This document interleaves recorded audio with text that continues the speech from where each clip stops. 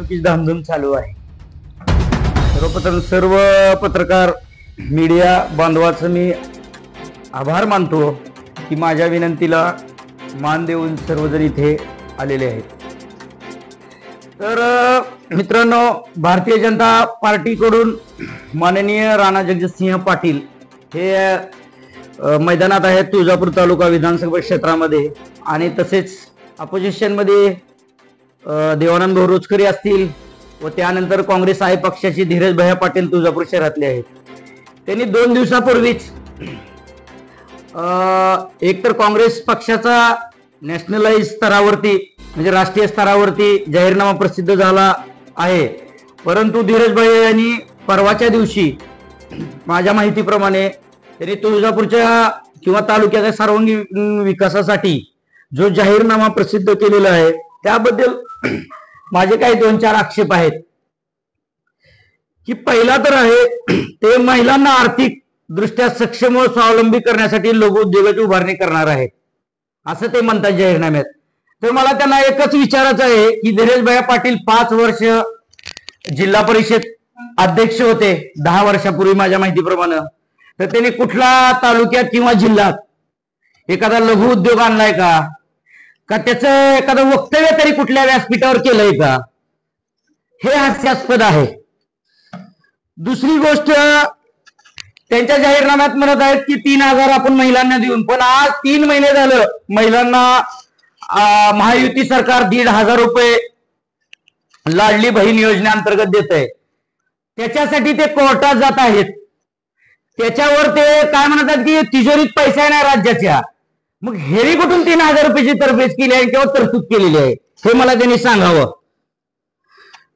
दुसरा एक विषय आहे पत्रकार बांधवांसाठी माझा की ते तुळजापूर शहरामध्ये जे आमचं श्री क्षेत्र तुळजापूरमध्ये पुजाऱ्यांसाठी हिताचे निर्णय घेतले जातील असं ते महत्वाचं शहरांसाठी आहे।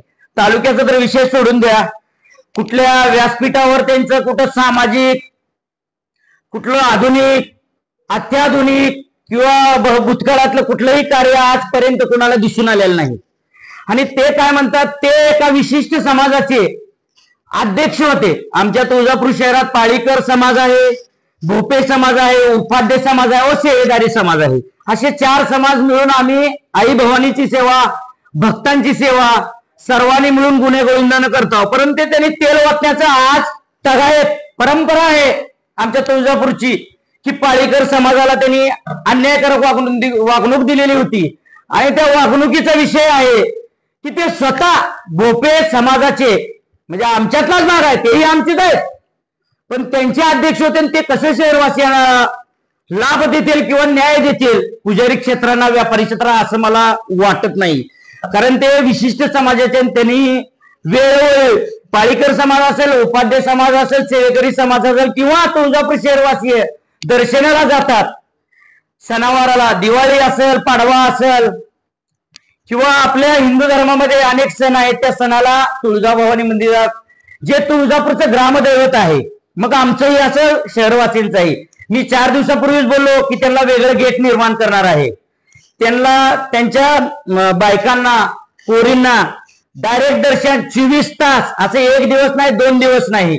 आणि तिसरी गोष्ट, तुळजापूरचं टॅक्स जो पुजाऱ्यांमार्फत लादला जातो आमच्यावरती, भक्तांवरती किंवा आमच्यावरती, तो टॅक्स डिस्क्वालिफाय करायचा निर्णय परवाच दिवशी राणादादांनी घेतलेला मी सांगितलं।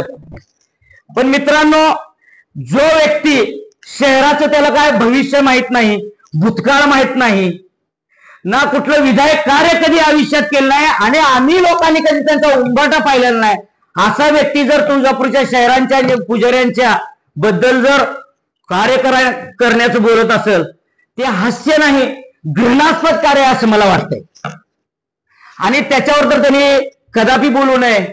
आणि आम्ही राणादादा निवडून येतील न येतील किंवा आल्यानंतर 45 दिवसात जर मी जे 4-8 दिवसापूर्वी दादांना साकडे घातले की आमच्या शहरवासियांसाठी, सेवेदारांसाठी, बायका पोरा लेकरांसाठी स्वतंत्र गेट किंवा डायरेक्ट दर्शनाची व्यवस्था नाही केली तर मी स्वतः आंदोलन करणार आहे त्यासाठी, शहरवासियांसाठी। आता काही लोक आमचे तिकडे आहेत, तिकडे इकडे आहेत, त्याबद्दल मला काही कुणावर बोलायचं नाही, पण काही विद्वान तुळजापुरातले म्हणतात की शहरातला उमेदवार आहे, एज्युकेशन आहे, वकील साहेब आहेत, ते जिल्हा परिषद अध्यक्ष झाले, पण तालुक्यांना आणि शहराला धीरज पाटील जर 20 ते 10-15 किलोमीटरच्या पलीकडे जर कोण गेलं आणि धीरज पाटील कोण आहेत जर म्हणलं तरी कुणाला हे ते ओळखू येणार नाहीत आणि माहीत पण नाही.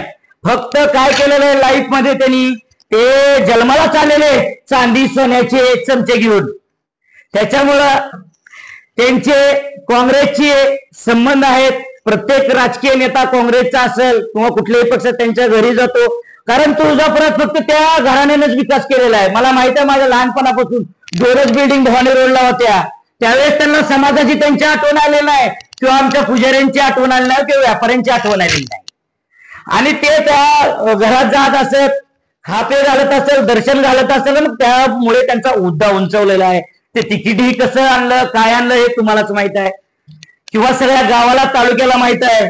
एका विशिष्ट ज्यानं आयुष्याचे 40 वर्ष राजकारणात काँग्रेससाठी घातले, त्या व्यक्तीवर अन्याय करून काय केलं, त्यांचा तो अंतर्गत विषय मी नाही बोलणार. पण मला एकच सांगायचंय तुळजापूरवासियांनी, तालुकावासियांना, की हा जो जाहीरनामा प्रसिद्ध केलेला आहे त्यात सगळं गोडबंगाला आहे. कारण त्यांनी एकही विधायक, हे जेवढे 17-18 पॉइंट आहेत त्यांचे 33 आहेत.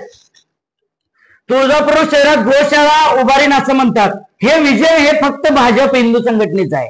आता काँग्रेस, तुम्हाला राज्यात वाटलं का की गोशाळा काँग्रेसच्या एखाद्या नेत्याने उभारलेली?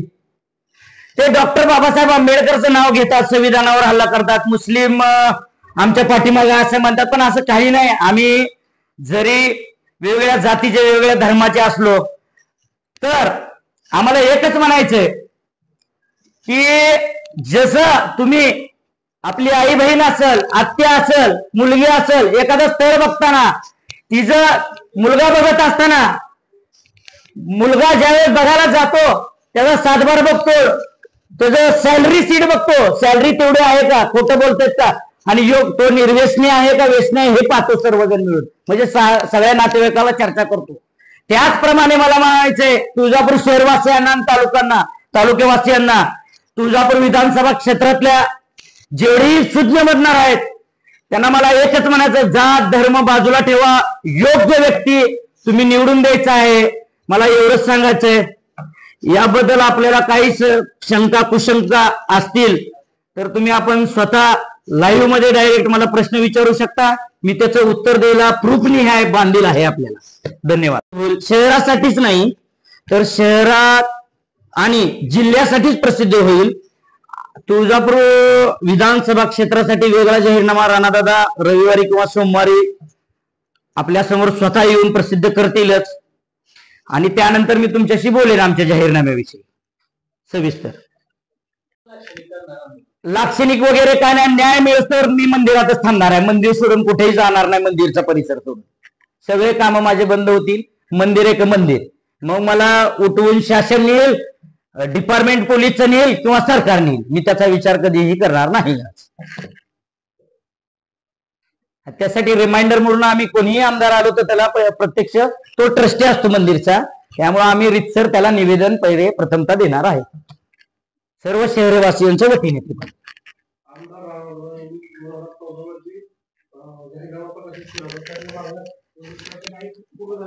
80% मागण्या राणादादांनी ज्यावेळेस 2014ला प्रथमतः तुळजापूर तालुक्यामध्ये, 2019 मध्ये, माफ करा, 2019 मध्ये ज्यावेळेस प्रथमतः कळंब धाराशिव मतदारसंघ सोडून आपल्या तुळजापूर तालुक्यामध्ये प्रथमतः निवडणूक लढवली त्यांनी, त्यावेळेस काही जाहीरनामा त्यांनी प्रसिद्ध केलेला होता.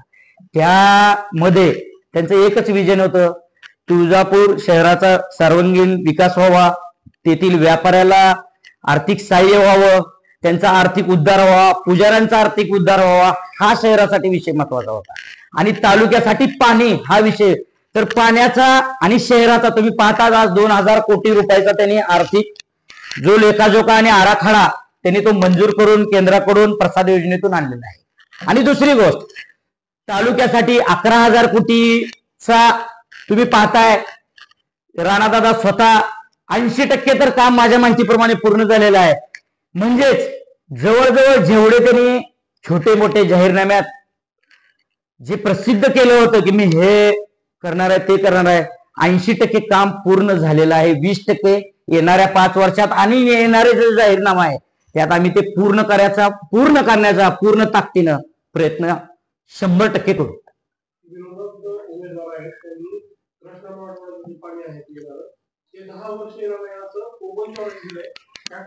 आता ते तर हास्यास्पद आहे. ते तर योजना राष्ट्रवादी, मला आठवतंय राष्ट्रवादी आणि काँग्रेसने आणलेली होती की 23 TMC पाणी, 22 TMC पाणी मराठवाड्याचं. मी स्वतः उद्घाटन आलो होतो 2011 साठी, विलासराव देशमुख होते, मला आठवतंय. तर आज 2011ला उद्घाटन काम जोरात चालू झालं. MI टँक जो आमचा पलीकडला आहे, घाटाच्या पलीकडला, जे रामदारा तलाव म्हणतो आम्ही, त्याचं काम झालं. त्याची उंची 100 माझ्यामध्ये 56 मीटरनं वाढवली गेली. त्यात पाणी निसर्गाचंच आहे, पण आज तागायत तर पाणी आलेलं नाही. पण राणादादा ज्यावेळेस आमदार झाले त्यावेळेस पासून ते जे कॅनल आहे त्याचं प्रगती पथावर मार्ग लागलाच, परंतु घाटे बॅरेजेसचं काम पंप हाऊस स्वाभाविक बंद होतं, तो सुद्धा मार्ग राणादादांनीच मार्गी लावला. त्यामुळं येणाऱ्या वर्षाच्या आतच माझ्या माहितीप्रमाणे रामदाऱ्यात 100% पाणी पडणार, याची ग्वाही मात्र मी तुम्हाला देतो.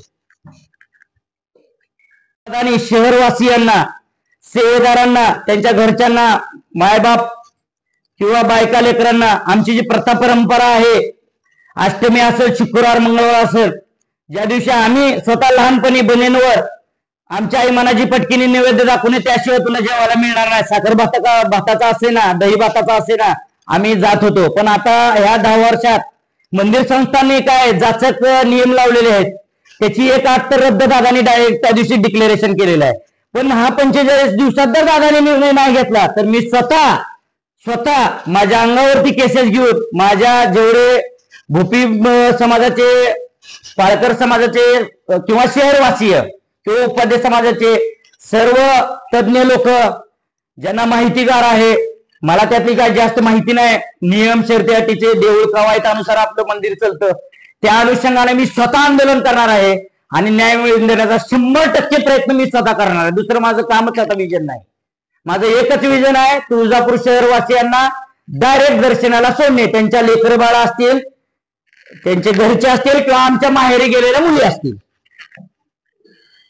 आणि शहरवासियांना, सेवेदारांना, त्यांच्या घरच्यांना, मायबाप किंवा बायका लेकरांना आमची जी प्रथा परंपरा आहे, अष्टमी असेल, शुक्रवार, मंगळवार असेल, ज्या दिवशी आम्ही स्वतः लहानपणी बनेनवर आमच्या आई मनाची पटकीने नैवेद्य दाखवणे, त्याशिवाय तुला जेवायला मिळणार नाही. साखर भाताचा असे ना, दही भाताचा असे ना, आम्ही जात होतो. पण आता ह्या 10 वर्षात मंदिर संस्थांनी काय जाचक नियम लावलेले आहेत, त्याची एक अट तर रद्द दादानी डायरेक्ट त्या दिवशी डिक्लेरेशन केलेलं आहे.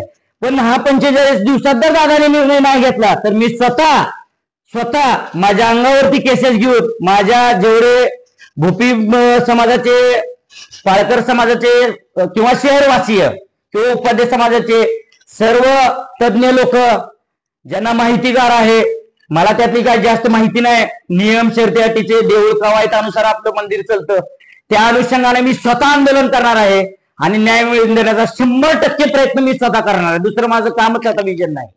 माझं एकच विजन आहे, तुळजापूर शहरवासियांना डायरेक्ट दर्शनाला सोडणे. त्यांच्या लेकर बाळा असतील, त्यांचे घरचे असतील किंवा आमच्या माहेरी गेलेल्या मुली असतील.